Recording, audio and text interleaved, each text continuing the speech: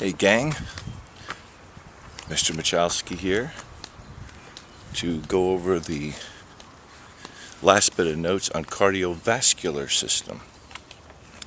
And those notes are about cardiovascular problems.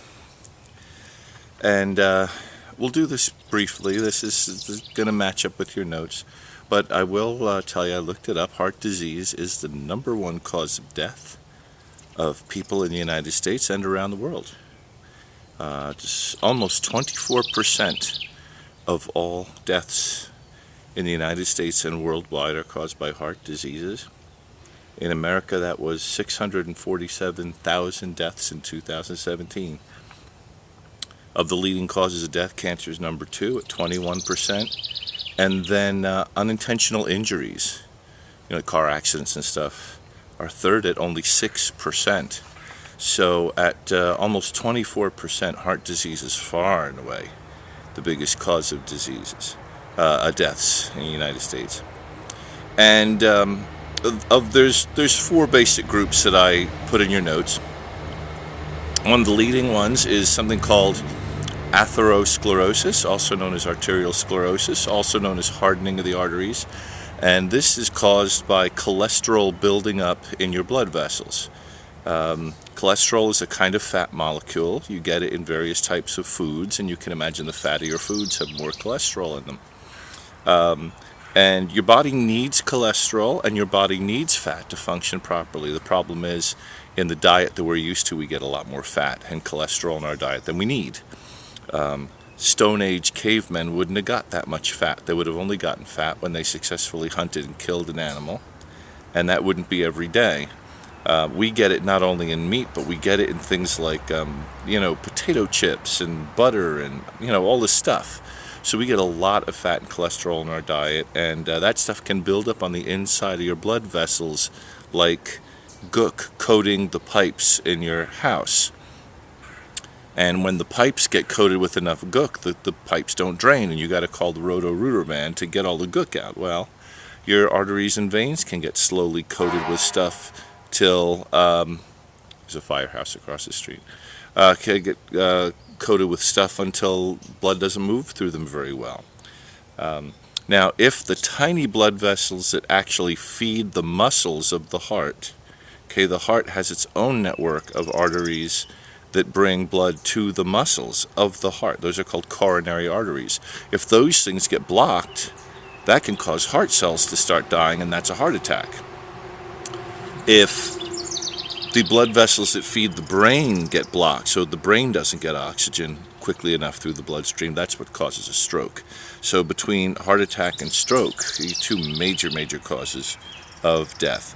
One of the ways you can help ensure that you don't eventually die of heart disease or stroke is, of course, good diet and exercise, but also don't smoke cigarettes.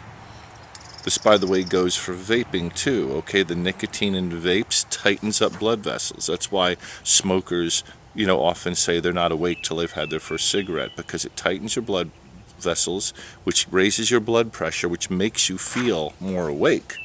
But it's not a good way to feel awake. It's risking the chances that blood vessels close altogether. Heart attack or stroke can happen. So a lot of people who've smoked their whole lives, if they die of a stroke or a heart attack, it literally is happening at a moment when they're smoking, because while they're smoking, those blood vessels are tightening that little extra bit. The second one on the list was high blood pressure, which doctors call hypertension. That again can be from just buildup of cholesterol and stuff in the arteries and veins, and that can lead to heart attack, a heart failure, stroke, kidney disease, because your kidneys are loaded with blood vessels that of course bring blood to the kidneys to purify the blood. So if those arteries get damaged, then your kidneys don't work so well. Heart attack on its own is listed on its own. It's when heart muscle cells die and part of the heart is damaged. So a heart attack is literally when oxygen can't get to some parts of the heart muscles, and those heart muscles actually suffocate and die, and then those parts of the heart aren't beating with the rest of your heart. That's a heart attack. Men, by the way, these are not things that usually ever affect people your age, right? So don't read your notes and then go, oh, I think I'm feeling the symptoms. These things usually don't happen to people under the age of, let's say, 40 or 50 or 60, right? But of course, you can ward off these possibilities with good diet, good exercise, and no smoking. And then heart failure is different than heart attack. When I was a kid, I really didn't have any understanding there. And when I was a kid in the 70s, a lot of the funerals I went to were for heart attack, stroke, heart failure.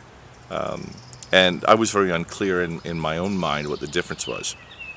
A stroke is when blood can't get to the brain.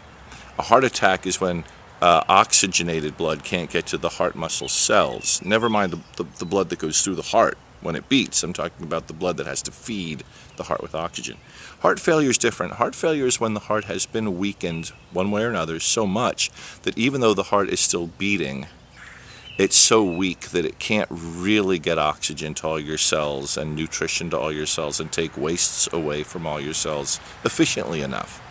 And so very often when you hear of people, famous people, especially young people, athletic, athletes and rock stars and people like that dying of heart disease, it's almost always associated with drug or alcohol abuse, because those are the kind of things that can just sequentially make the heart weaker and weaker and weaker till their heart can't keep them alive anymore. If a person is otherwise in decent health, a heart transplant could save somebody from something like that. But when a person's heart is so weak that they're at risk of dying of heart failure, there's otherwise not too much else they can do about that. So anyway, not a cheery subject.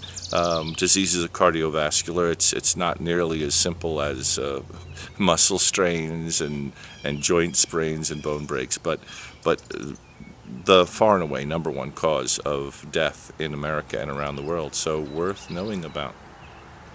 Okay, that's it for that. That's the end of cardiovascular, and next we'll be moving on to another part of the body.